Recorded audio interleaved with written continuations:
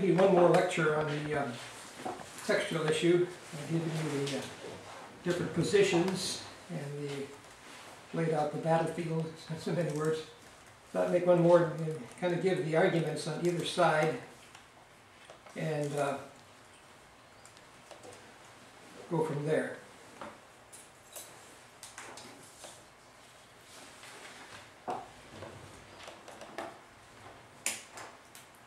Let's deal with text criticism theories. First of all, I need to recognize what they call text forms.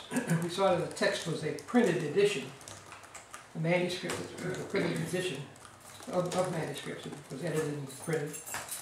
But then we also saw that sometimes the word text is used for a text type or text form. And we centered on the fact there are basically two. The majority or Byzantine or traditional text or ecclesiastical text, church text, and the Alexandrian. But there's a couple others that have been noted. One is called the Western text. And it is it's been called an uncontrolled popular text from the 2nd century.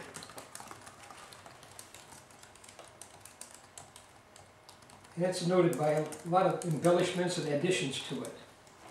For instance, the book of Acts, especially in the Western text, there's a lot of additions, like commentaries on it. And then there's the Alexandrian.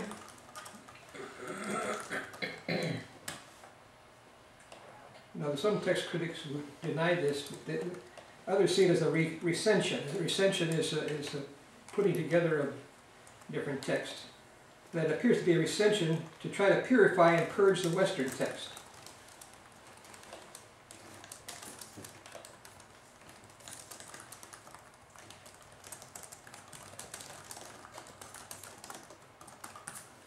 And of course, we have the two main Alexandrian texts, the Sinaiticus and the Vaticanus, which are dated back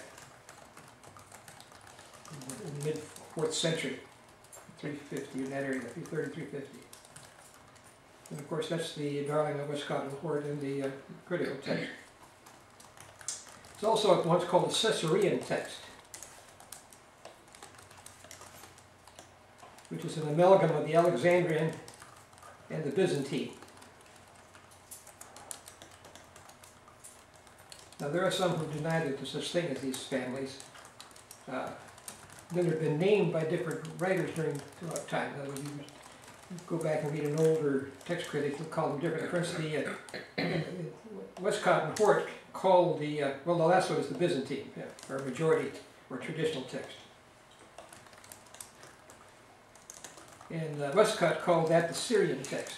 So when you read and hear a quotation from, when he says Syrian text, he's talking about the Byzantine or the majority text or the received text. Basically, the Byzantine covers about 90%, 85 to 90%. The other three make up the other 10%.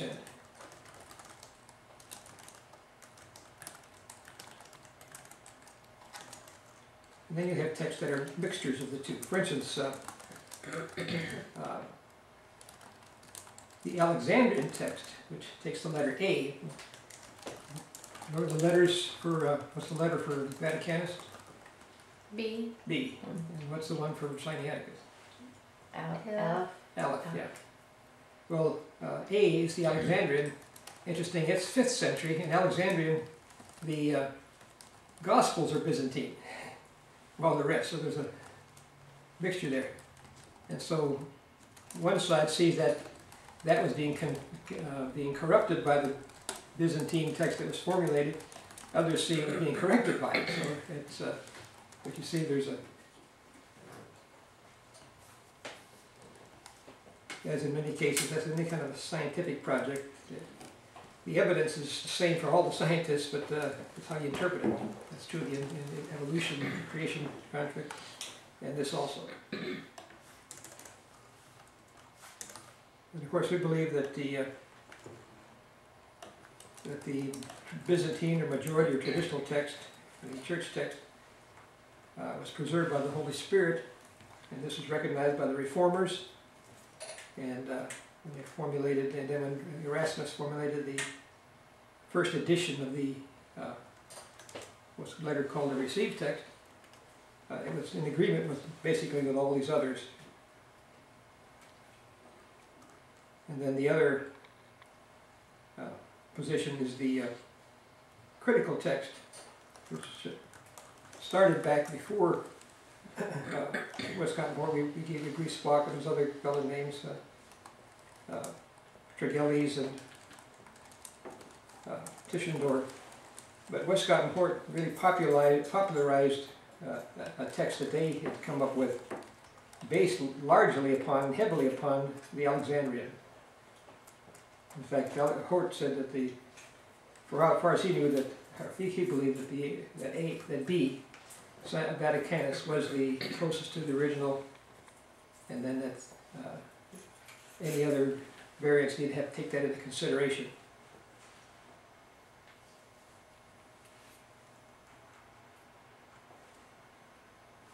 All right.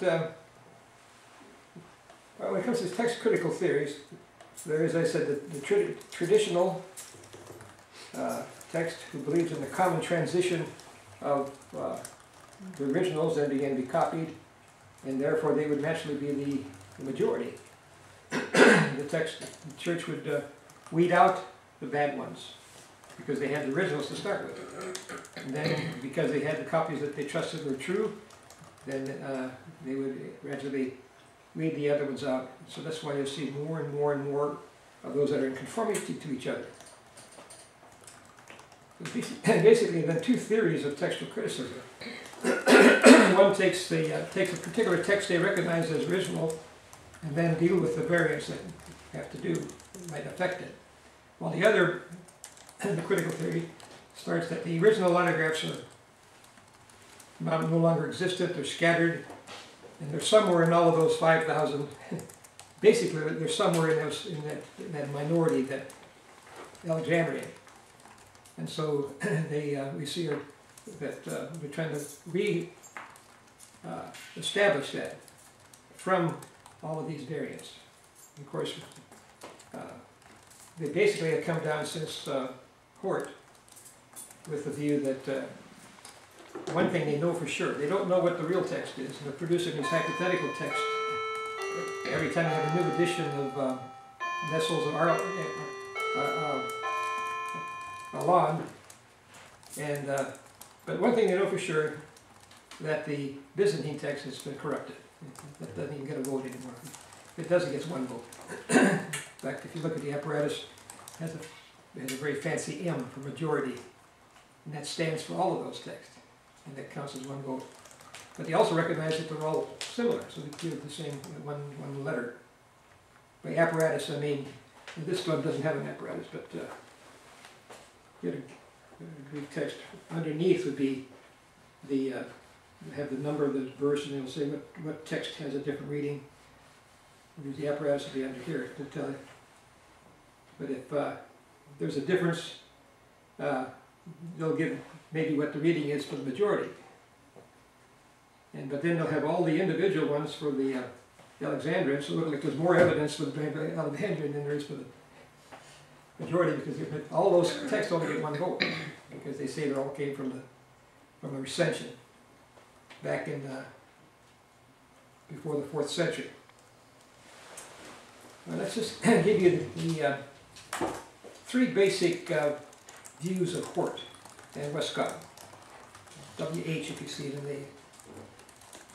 One is that they believe that they account for the majority text by what they call a Lucian recension.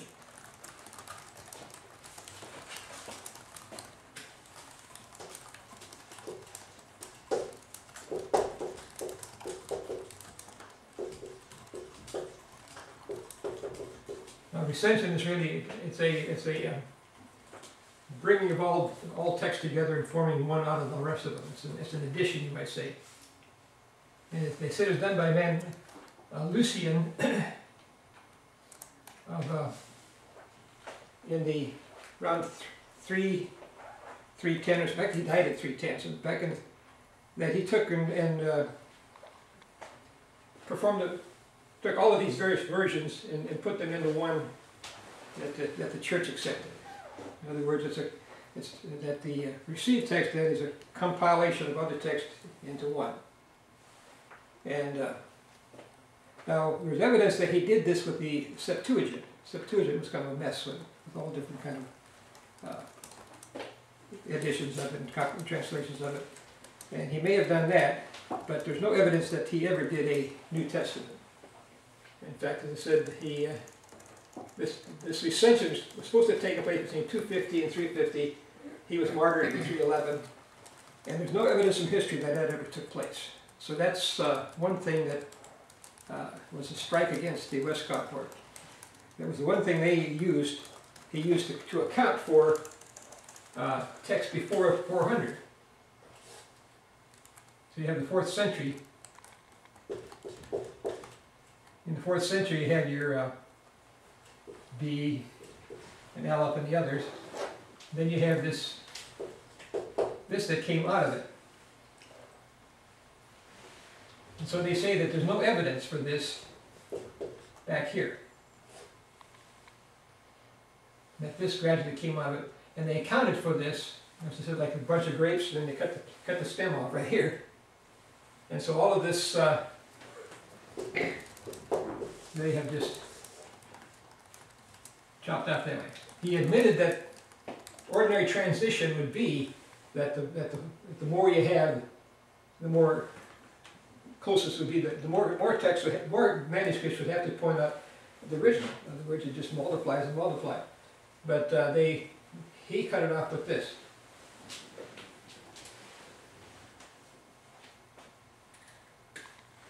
But this has been, there's no evidence for that. And so the theory does not have any way to account for this text. One way that has come up is that this has progressively developed. For instance, they say that Chrysostom, for instance, in Greece, in Constantinople, a favorite preacher, he used this text, and so it became popular in the church. But when he preaches, from looking at his sermons, he didn't use that text exclusively, and there was evidence for it even beyond before that. So there's no way that they can account for this. And if it was a recension, and it dates from 250 to 350, doesn't it make it as old as the Alexandrian? Right? If it was a recension and it existed from 250 to 350, that's 4th century. What's the date of the unsealed manuscripts? 4th century. So it's as old. It's as old as the so-called oldest manuscript. And so the question, how did this come about? They don't have an answer for that. The only answer now is that it progressively unified. But the problem with that is that that's not how texts usually happen. You'll have over here Jerome's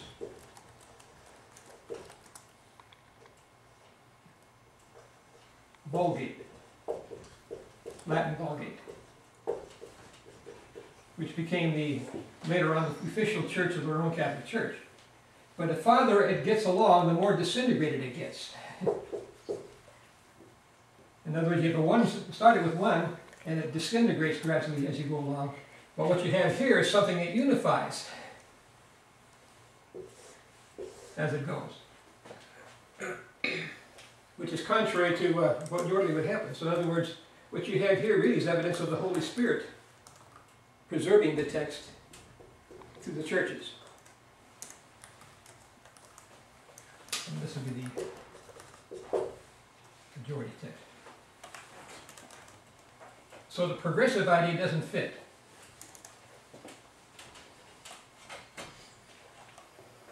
Now of course, the second thing they say about it's a collated text. In other words, it's bigger than the other text. And they say the reason for that, outside the Western, is that the copyists were, if they found for instance, two readings Well, they'd play it safe and put both of them in. Or a longer ending in one text that they're copying, they put the longer one in. In other words, they had a tendency to make it longer for fear of leaving something out.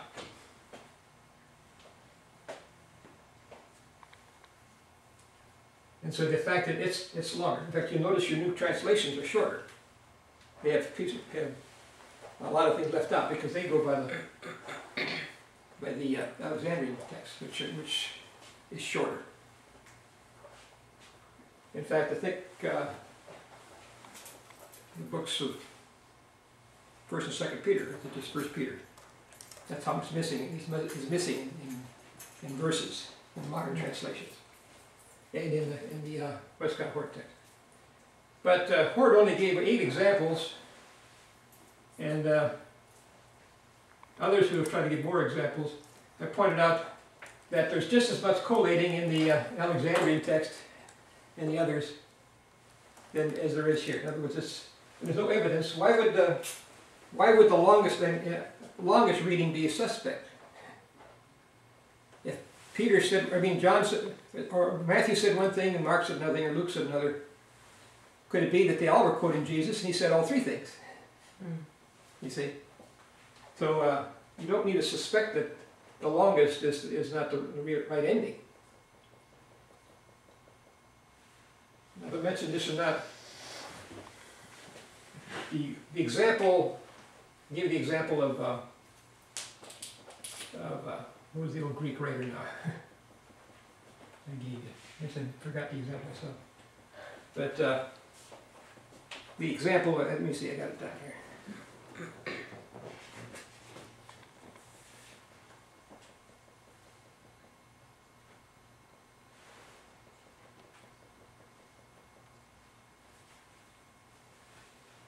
Who wrote the Iliad and the Odyssey?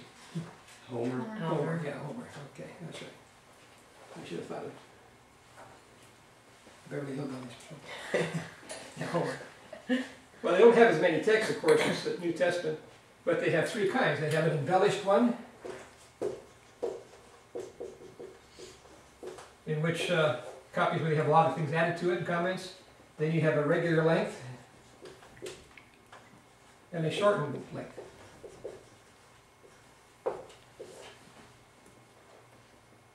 Now guess where the shortened length came from?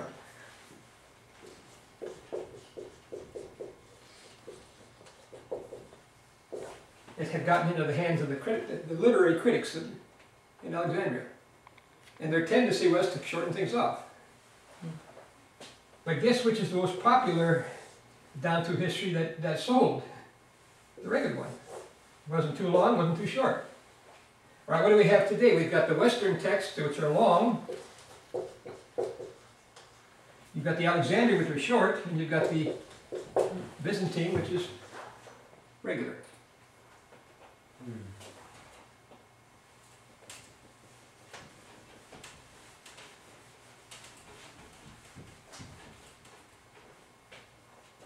All right, then you have the third pillar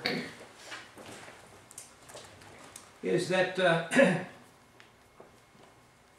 there's no evidence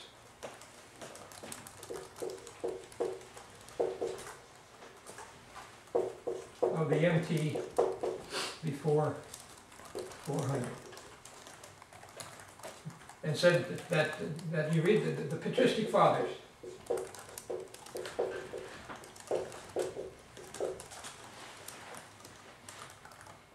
What they mean by the majority is this text type.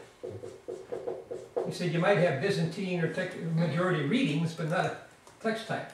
And that the early church fathers back here did not quote from that text. And that's probably one of the strongest arguments you get from dealing with somebody. But for instance, I have a book by a fellow Dutchman named Van Bruggen, and he points out that the church fathers that they had to quote from are either in Egypt or they're in the West. But they have none that they can quote from in the middle, in the Greek Aegean area. Of course, where did the New Testament was written? Where was it written? It was in Greece, was it not? In that area. Now, Burgon, the great defender back when he fought with Western Horde in that day, he was a tremendous scholar, and he went through all the writings of the church fathers, quoting what Bibles they used, what verses they used.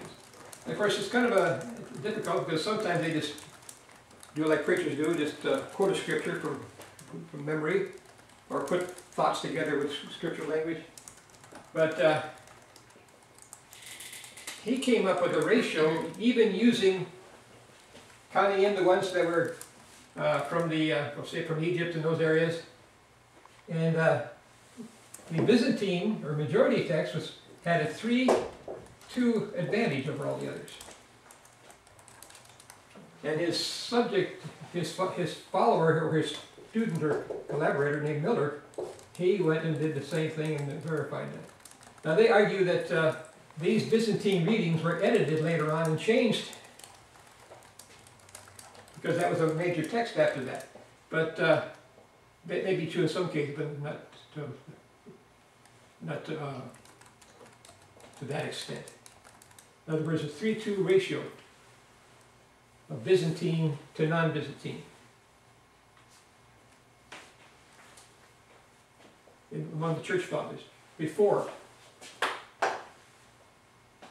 And of course, it's very higher since, because the majority text was the text of the Greek church, and they would naturally be reading it. And you'll have all kinds of church fathers can verify that they accepted certain readings that are debatable in the issues of text criticism.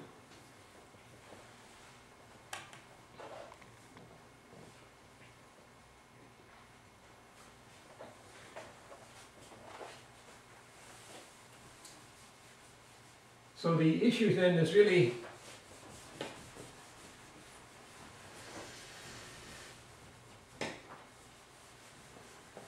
how do you account for this majority?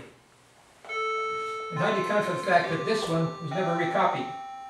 That you have to jump from here all the way to the 18th century, 17th, 18th century, when the critical scholars started to work. Why is this one that's continued on? Well, one answer is because we believe that God preserves, the Holy Spirit preserves the Scriptures through the church. But their argument is that you cannot use a theological reason for it. If you're dealing with a scientific project, and you don't bring theology into it. But is that true? No. The Bible is the basis for everything, isn't it? Right. And so we judge how you do textual criticism by how? By science or by the Bible? Mm-hmm. By the Bible. And it's also true that you can't escape from theology, because you have men like Griesbach who are critics. You have Hort and Westcott who didn't believe in the inspiration of the Bible, and you have all these versions, these editions of the Nestle's, and then Nestle's Alon. 5 editors editing these different editions of the text, and none of them believe have a high view of Scripture. Now there are text critics today who are fundamental Bible-believing men, but the editions they get are got from men who don't have a high view of Scripture. And here we have the Catholics get their Bible, liberals get their Bible, fundamentalists get their Bible from the same source. Now, though they've rejected most of Hort's theory, they still accept basically the fact that this is a no-no, and that the text is not, the original text is not going to be found here, so they're trying to produce this lost original text through the, basically the Alexandrian. Because if you check all of these editions, we're down at Nestle's Allen 27 now. 95.5 are the same text as Westcott and Hort had. So all of these 27 editions are just rearranging the furniture in this little bit that's different.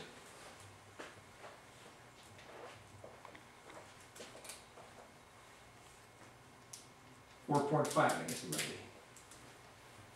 be. And what Dr. Moreland in his recent book pointed out, they use what's called the eclectic method.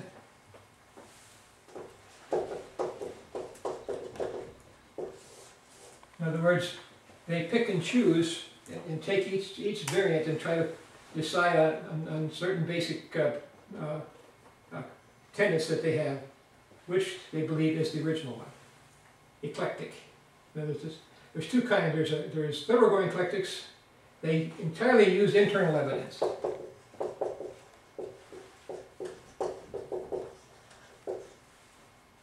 And then there's reasoned eclectics. So there's thoroughgoing.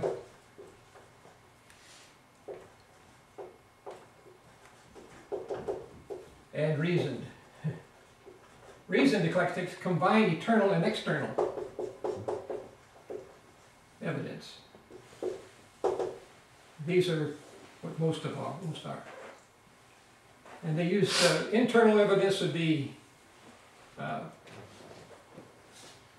if you have two readings, it's likely that the difficult reading would be the original, because it's more likely that a scribe would make it easier than make it harder. That's one reason. One is if it's a question of theology, it'd be more likely that a scribe would want to make it look more orthodox than unorthodox. But in this particular case, the heretical reading would be the one that would be chosen, because that would be the most unlikely one to be chosen. So they're trying to find the reason why that was chosen, that particular reading. Now, if these two texts, Aleph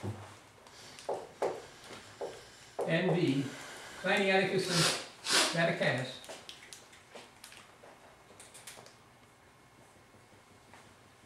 are the original, there's some questions we have to ask, the closest to it. First of all, there's a man named Hoxier, who was also Burgon, and Hoxier at this time. He did a study on Aleph and or Vaticanus and its B and its associates. And he found out that there were 3,000 differences between A and B in the Gospels alone.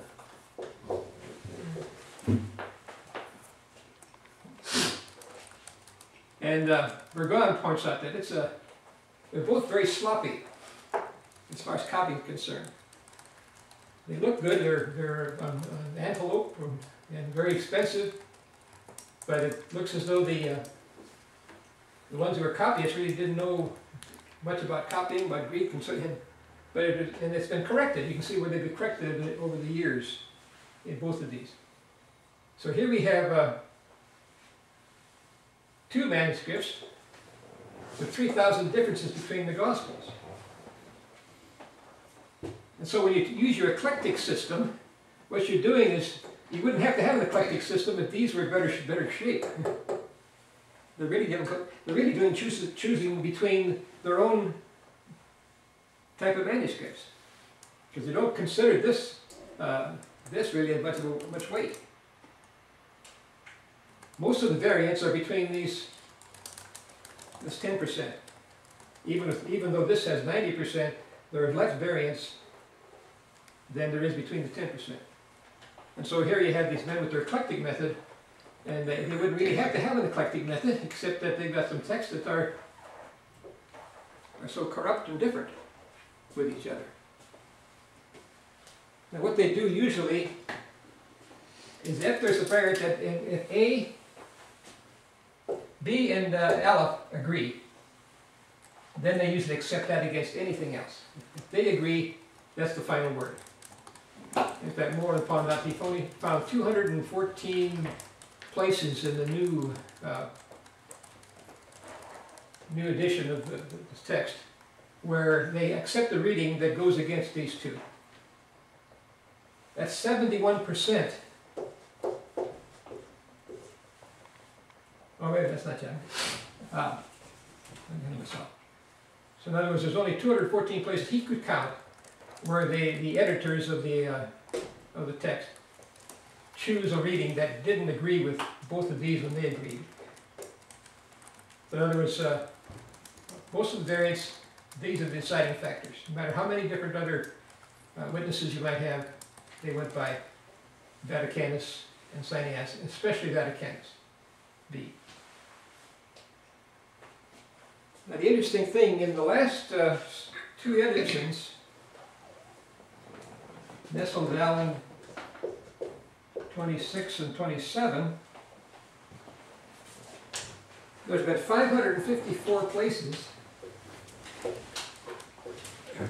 where they, in the changes between NA 25 and these two are basically the same. The change between 25 and 26, 554 of those were changes back to the received text. Now, they've rejected it all these years. Now they finally, at the end here, they find 554 places where they change the text back to the reading of this, which is 71% of the changes they make. So basically, leave them alone long enough, they maybe get it right. But the point we can see, though, that in all these editions, we have just, it's not certainty, it's consensus. You see, in one edition, you might get, they usually use this form A, B, C, D. A is that they're certain that that's the original. B, they have a little bit of doubt. C, it could be either way, and this is really doubtful. And so one time you might edition this particular reading will get an A reading. Next edition, and they get a B reading. Or a C reading. Because it's a consensus by both. Usually when all five of them agree, it's an A.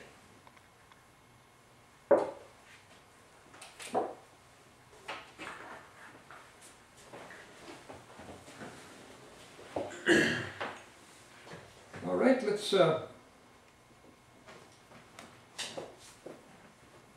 look at the transmission issue here, and we'll look at a few other things. We saw that there was two copying revolutions down through the history. One was in the 4th century when they went from papyrus to vellum.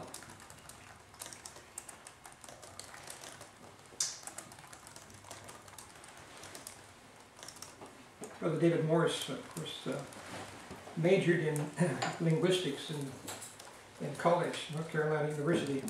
He took all the courses on Greek and classical Greek, even Byzantine Greek and all that. And he had a teacher who believed that the reason why they started using vellum in codexes is because of the Christians. Because they're the ones who wanted a Bible they can carry to church easier than, instead of having a scroll, you wouldn't want to have, 18-foot scroll to read the book of Revelation on Sunday. And that it was basically the Christian. I read other places that might have been true.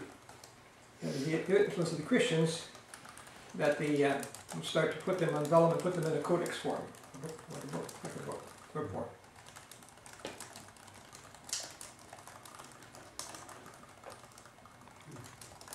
Of course, before that, papyrus is very not easily kept. That's why you'll find little fragments of papyrus today.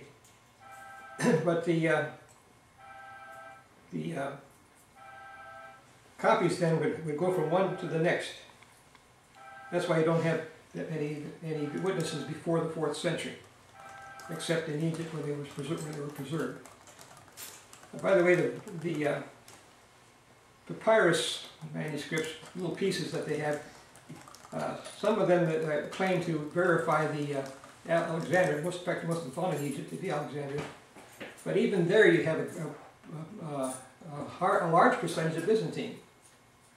And if you project that over all, this is only a small percentage of the New Testament, if you project that percentage over the New Testament, you'd have a large body of Byzantine readings.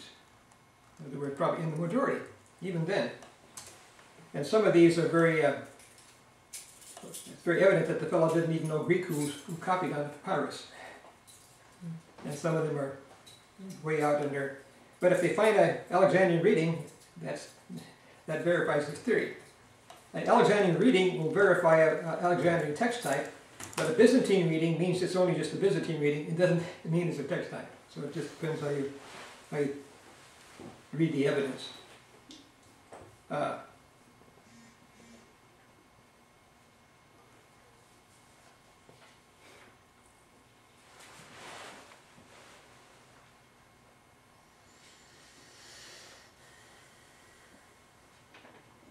Right, the eclectic system does not produce any pattern of readings over, it doesn't have a transmission history. And there are those even in our day now who are showing dissatisfaction that they're not getting anywhere. They've gone over the same stuff for nearly 100 years. And there's one basic reading is that there's a kind of a psychological bondage that they're in. In other words, you don't go against the status quo of what's scholarly. Just like in scientific work. Would you expect a man to go to some foundation and say, can you give me some money to look for evidence that evolution is not true? How much do you think he'd get? He wouldn't get a nickel. In other words, everybody's getting money to study to prove evolution. Well, guess what you get? You get proofs for evolution if you're looking for it, even though it's not proof. And so if you go against the status quo, go against the religious tenet, you might say, evolution is the modern creation myth of naturalists. But if you go against the grain, well, you get ostracized. You can't get any of your papers published if you have a different view, because all of the scientific journals are controlled by evolutionists and so on. Even the new intelligent design movement, which is, they kind of shy away from the word creationists, and some of them aren't. But they're trying to show from that scientific evidence proves that there's intelligence design. But some of them have lost their jobs in universities. They've been in a sense, intellectually crucified. Well, the same thing is true in the realm of textual criticism. That there's that bondage that you don't dare go against the party line, you might say. Now, I have a quote from a man named Epp, who was one of the leading textual critics, and he pointed out that textual criticism has come to an impasse. He said, we don't know, we have no transitional history. And he said, there's a loggerhead here that we need to break. But he's finally come to the conclusion that you're not going to find any original manuscript, and so let's quit looking for it. Instead of that, let's study why at different times in the church they read this way, and what does it tell us about the church and their society and what they believe. In other words, he's brought into this modern, postmodern actually, idea where the interpreter is as important as the writer. And so he's given up and said that we should just study then why this is read this way in this time of history, why this is read this place in the world, and give up on looking for the originals. Of course, if you don't believe the originals are inspired anyway, why bother looking for it? But so there's trouble in paradise. There's not as clear cut as they would want to make it. Let me just quote you here from a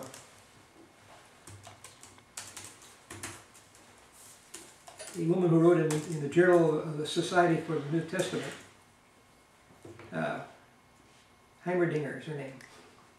Said the current edition of the New Testament, presents a hypothetical text that has been reconstructed by selecting variant readings from different manuscripts. There is no evidence whatsoever that this current text ever existed in the form in which it is now edited. Thus, scholars, quote, rely for their text on a printed edition whose text does not exist in any extant manuscripts, end of quote.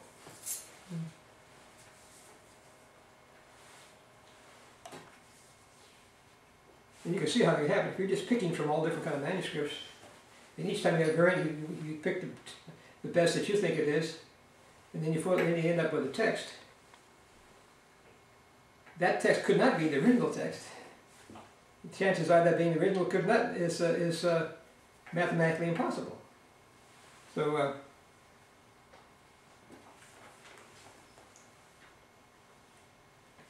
all right.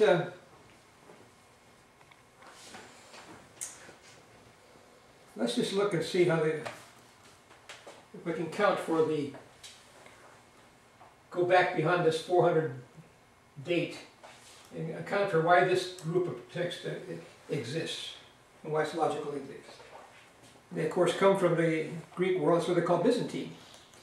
And where did the New Testament church spread into Greece, into Asia Minor, and the Greek city-states, Ephesus and so on, and then into Macedonia and Achaia. And Greek, of course, was the language of the New Testament. So the gospel then moved from Palestine west into Greece and Italy. And so there's where you'd find most of the copies, you would think. Now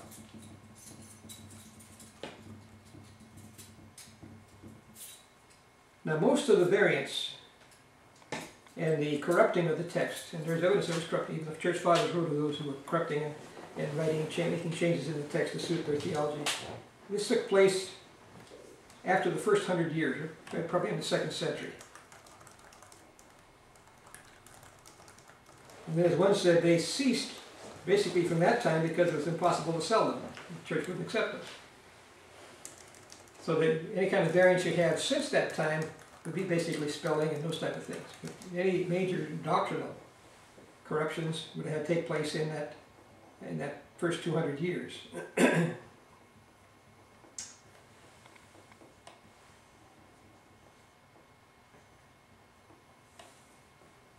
All right, as we pointed out, I think when we studied the canon, that you have, just go through the epistles. Book of Romans, where is that? That's in Italy, right?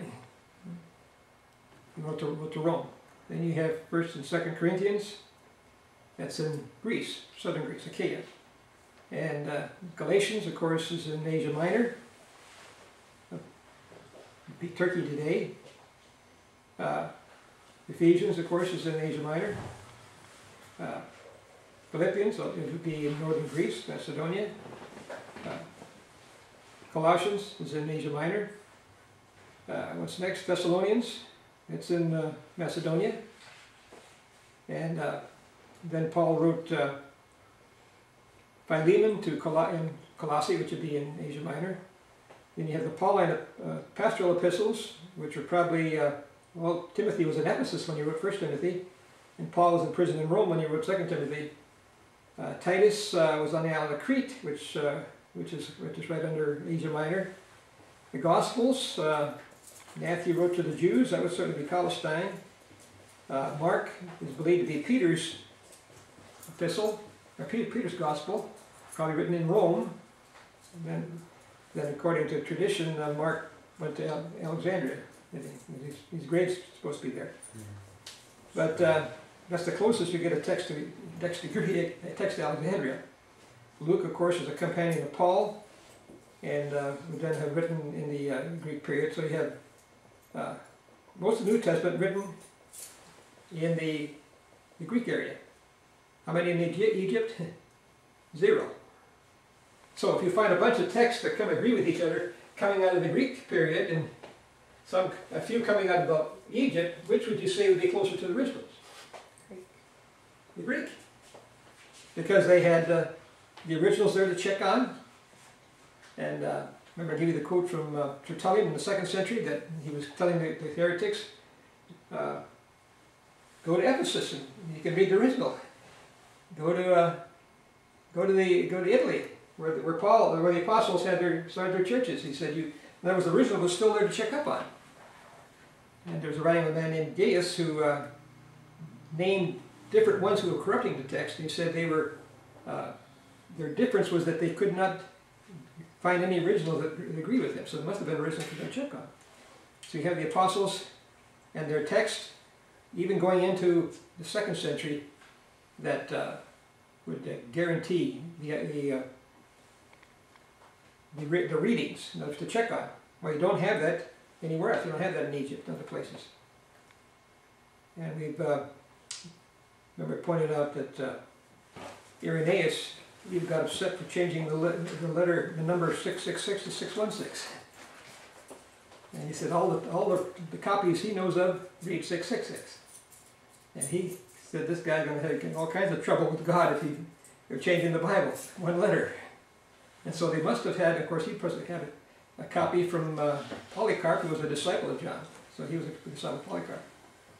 And so they had these New Testament texts to check up on. Now, of course, the originals are gone, but then you still have texts that were copied from the originals that they knew were authentic. And as the tradition goes, you see more and more, as I said, it spreads out.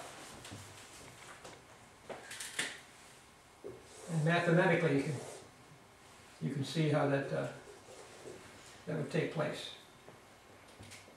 So we have more descendants down here. It comes to a common ancestor up here. And again, it fits the doctrine of preservation of the text. All right, let's look at a couple of examples of text. Well, one other argument. It's the argument of the early translations. Early translations. Where did Paul start his missionary journeys? Antioch, Syria. Pardon? Syria, Antioch. Antioch and Syria. And so it was a missionary center, certainly going westward, Paul and his missionary journey, but also was one going eastward. And the Syrian church, in fact, there's a great number of churches that were spread even all the way to China and even to Japan. The Nestorian even went that far later on. But there was a translation called the Peshitta.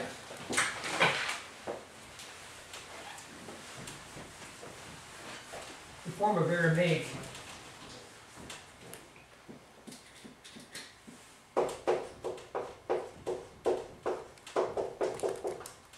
Peshitta means common or simple. So it was like the Koine Greek, this is a common or simple translation. And it is Byzantine in its character, mostly. And this was then the translation of the Syrian church. Some dated to 150 AD.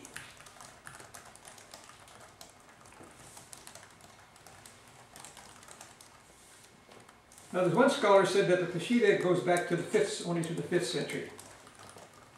And of course, a lot of them are wanting to get it a little bit later because this gives you an argument for the received text, because it translates from it before 400. In other words, it puts you up here in this part where the Peshitta was translated. But it's a fact that the Peshitta had to be translated before the 5th century, because it was during that time in the 5th century that the Syrian church had a split between the Nestorians and the Monophysites. The Coptic church is Monophysite. That Jesus only had one nature. One nature. And so when he had the debate in the church councils over the natures of Christ, and came with the Chalcedonian Council that Jesus is man of very man and God of very God, and the two natures are separate, but and yet he's one person, and they don't mix. Well, the Nestorians split off before on that, and the Monophysites split. Coptic Church is one of those. But there's a Monophysite, they're called Jacobites, among the Syrians, and they both use the Peshitta. So it's not very likely that if it was started by a man who was in Antioch in the 5th century, can translate it, and he was a Nestorian, very likely that those who were against him would take his version of the Bible. So the fact that they both these sects use the same Bible shows that they must have had that Bible before they split, which then would put the Syrian Bible, Peshitta, before this 400 date. Put it back up there in the 1st, 2nd century. It's probably 2nd century. Then you have the Gothic version. The Goths were, of course, one of the Germanic peoples in Europe, Eastern Europe. And in 350, a man named Ulfilas, capital U-L-F-I-L-E-S, became the missionary to the Goths. And he translated the Bible into their language. And guess what text he has? Byzantine. Now there's no longer any Gothic language anymore, so that's the language. But he actually gave them wrote them out a language and then translated the Bible into language. He was a kind of really a pioneer missionary, Ulfilas. Then you have the Italic, I-T-A-L-I-C. Now for the first 2 centuries, the basic language of all the empire was Greek, but gradually the Western world began to revert to their native language of Latin, and the Greek language faded away. But even before that, there were people who spoke Latin, and it's believed that the Old Latin version was translated around AD 120.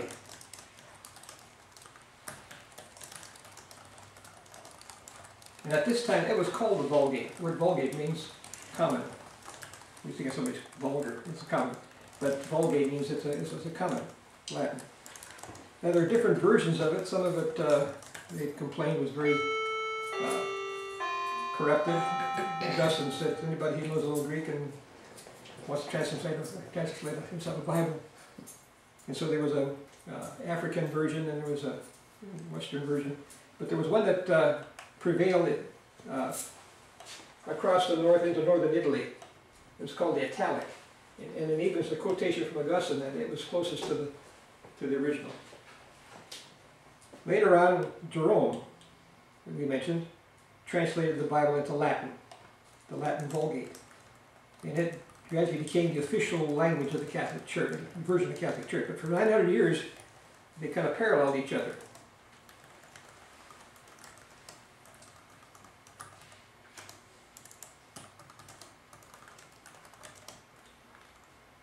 And the Old Latin then became the Bible of those evangelicals in the areas in the mountains of Italy and up into Europe. It became the Bible, for instance, of the Albigenses and the Waldenses.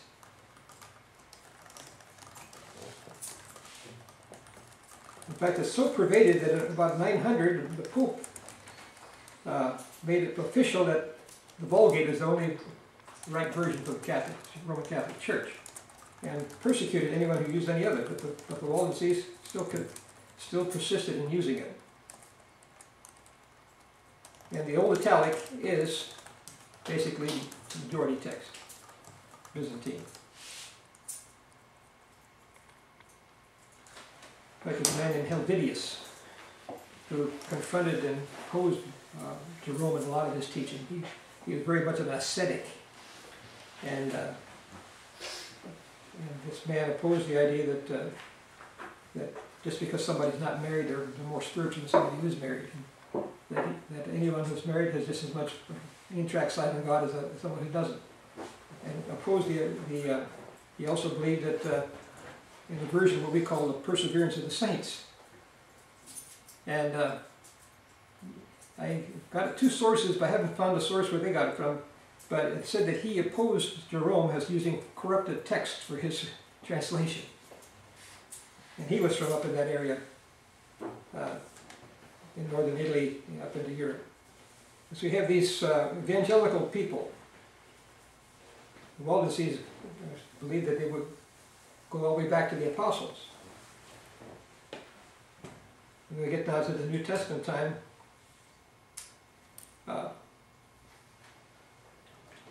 Julian went and looked up the Teplician version in 1400. This was a Waldensian translation into the early German. So they had different translations of the Bible that they made from the basic text. And they might have a Greek text, which they copied. Now when you come to the New Testament time, we have, up to the Reformation time, we have Erasmus in his text, and even the King James translators. It said that the King James translator had 8 other translations that they used. In fact, it said other translations that they checked up along with the Greek. And it's believed that these were Waldensian translations. When Calvin first took his stand and had to flee France, actually Paris and France, because of his Protestant leanings, he had a cousin, I think, named Levitan, who was translating the Bible. And he was a Waldensian. And Calvin used his Bible in his later commentaries. Luther had Waldensian translations when he was translating the German out of the text of Erasmus. And it's said that Luther's translation was almost word for word to the Waldensian. In other words, the Waldensian was a translation of the received text. And here's, it comes all the way through from early times. And then you have Luther translating from the received text that Erasmus edited. And here they mesh almost word for word in translating. So we have all these evidences through these other languages that point back to the antiquity of the received text.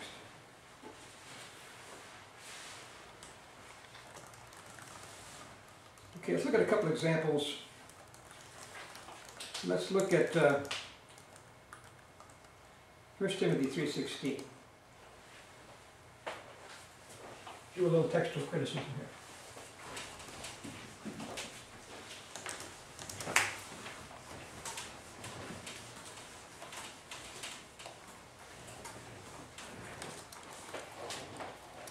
Somebody read that for me.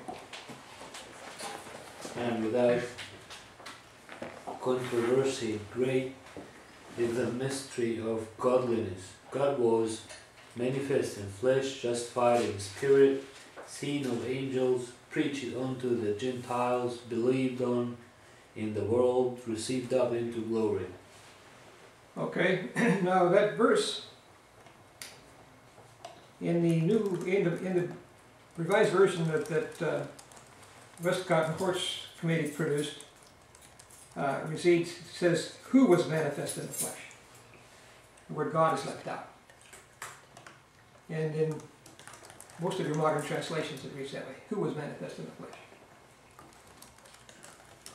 Some read that was manifest in the flesh. Now here's what happens in the in copying.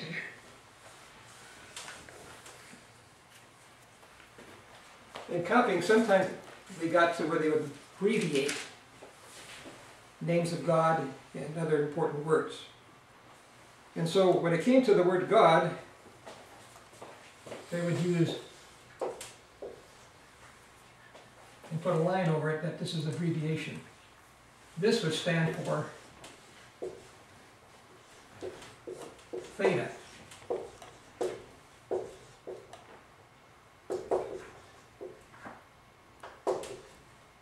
The TH sound. And so this would be God. Now, if you just did this, and you left off the line here and here, that would be Hos, who. This would be God. Actually, they have a breathing mark, but they didn't have the breathing marks in this order. Then if you had a text that left out the sigma and had this, that would be Ha, would be that.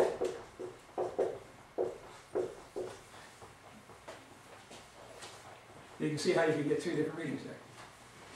Now, which one would you choose? Well, you have 300 manuscripts that read Hos.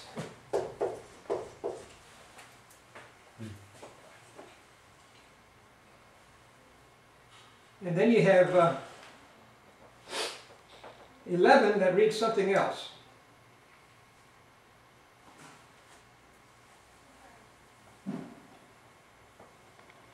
Seven of them read who.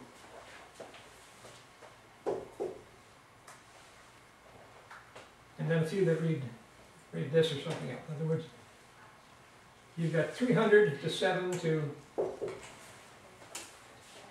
others. Now, why do you think they would take this rather than this? If this is because this is what B reads. You see?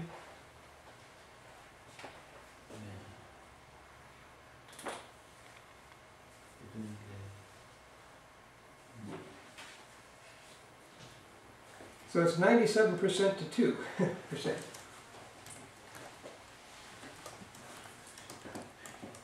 Now you may argue, I know in our secondary Greek book, he points out that a lot of times in poetry, who is used to introduce a version. So, but how do you account for, in history, a transmission?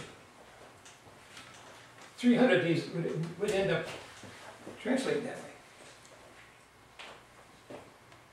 You can't account for it except that this is what must have been the real one, you see. Basically. Yeah.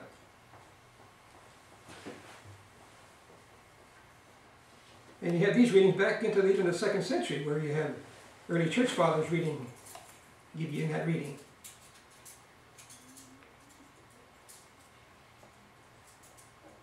So not only through normal transition or transmission rather, from the origin, this could be true.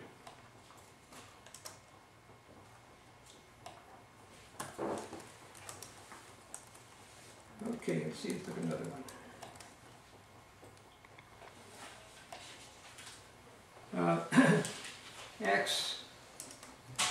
John 3:13.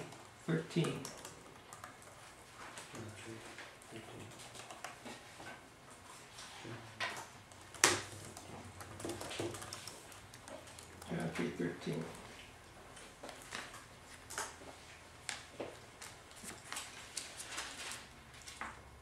Now you can get a book by Boots Metzger, who is called a textual commentary of the New Testament, in which he goes to all of these places where the committee of the Nestle-Aland decided why they made their decisions, and he gives you that in there, so you can get a little bit of a rationale if you want to study it out. By who?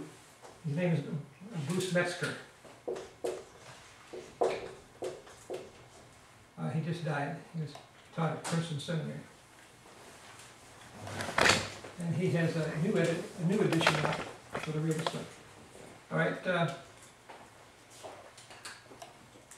You have, notice the statement here, Jesus is talking to Nicodemus. And he said, "No man hath ascended up into heaven, but he which came down from heaven, even the Son of Man, which is in heaven." Now, how can the Son of Man be in heaven and still talking to Nicodemus there in Jerusalem? God man. Why? He's a God man. Yeah, because he's omniscient, omnipresent.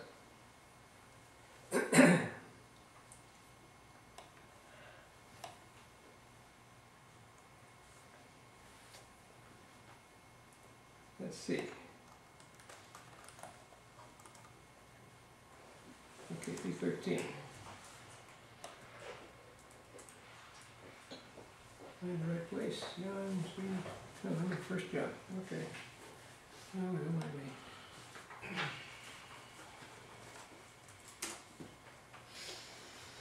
Even a blind pig gets an acorn out of his mouth.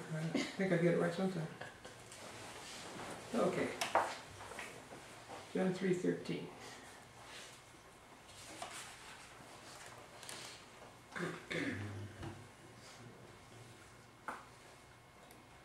Okay, Son of Man.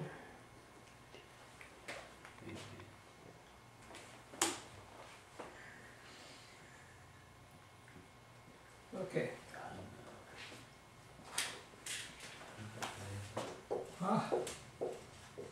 On. Am I getting that right?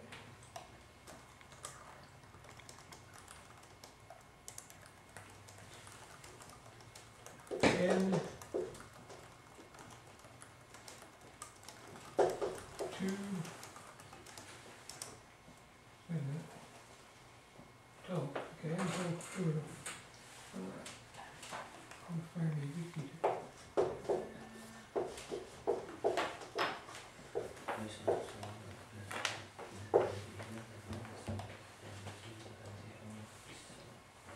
All right, the one who is in heaven. I'm going to read the heaven. The one being, the one being. This is a participle of the verb to be, is. The one being, it modifies, of course, the Son of Man. Now this is not in the Alexandrian manuscripts. It is in the majority. Now, using their, and if you go through Metzger's book, you see how they decided on this. First of all, this would be the most difficult reading, so it's more likely that a scribe would drop it out and put it in. And so by their own criterion, some said that that should be in there on that basis. But then they also came to the conclusion that it's not likely that John's theology would come to this by this time, and therefore, or that this was added by the church for theological reasons later. So they left it out. Now, what were they doing? They were not arguing on the basis of internal or even external evidence, though they did have the Vaticanus to argue for the external. But they argue from a theological basis. First of all, why wouldn't John believe in the omniscience of Christ, omnipresence of Christ? He said in John 1, the Word was God. So it wouldn't be contrary to John's theology, would it? So that, then again, there's a liberal view that the church did not, New Testament doesn't teach what Jesus taught about, but what the church taught about Jesus. They were taking a liberal view of the deity of Christ and applying it to their decision. You know what I'm saying? It was their theological presupposition that the view that Jesus was God was formed by the church after. That's why they put it in there. Rather than John. By the way, who said this anyhow? Did John say it or Jesus say it? Jesus. Jesus said it, yeah. John just recorded it. Yeah. Wouldn't Jesus know where he was? So that's just an example of, by internal evidence, it should be in there, even by their own criterion, but theological reasons left it out. And yet we're not supposed to use any kind of theological presuppositions to choose a text.